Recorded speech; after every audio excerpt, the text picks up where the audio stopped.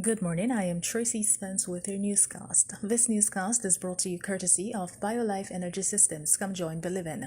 Call them at 800-875-5433. USA Credit Repair, the key to beautiful credit. You may call them at 800-786-1330. Cruising with the Case Handler, a show on personal injury and immigration, weekdays 8:30 a.m., on Saturdays 7 p.m. and 12 noon on Sundays. And Supreme Power Homes, call them at 800-493-9002. And now for the news in details. The Ministry of Industry, Investment and Commerce is working to resolve banking issues that have been impacting Jamaica's medical cannabis industry. Many major banks are reluctant to fund the growth of medical cannabis out of fear of breaching federal laws in the United States of America.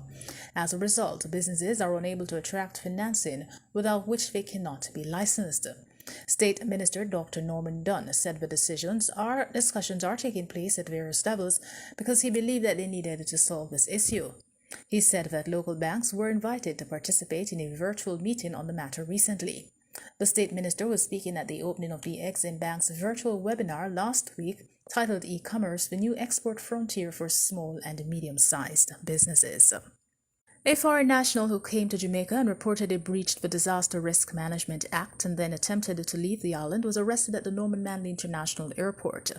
Reports are that on November 6, a female British national who was staying in St. Mary was held trying to board a plane to leave the island. The police did not disclose the details of how she breached the Disaster Risk Management Act, which in part deals with breaches of COVID-19 protocols, but said a warrant was issued for the woman's arrest earlier in the month. Reports are that the woman checked in to board a British Airways flight destined for London and was arrested and handed over to the NMIA police station. She was later picked up by members of the St. Mary Police Division. Meanwhile, Jamaica's Tourism Minister Edmund Bartlett says that the resilient corridors will play a key role as the sector continues on the path to recovery. The resilient corridors, which encompass the majority of the island's tourism regions, provide the opportunity for visitors to enjoy more of the country's unique offerings, as many coronavirus or COVID-19 compliant attractions located along the corridors are authorized for visits by the health authorities. Minister Bartlett said the fact that visitors can now stay in multiple accommodation facilities within the resilient corridors will enable them to experience more than one resort region on a single trip. Mr. Bartlett was addressing the Jamaica Product Exchange JPEX 2020 virtual media briefing held yesterday.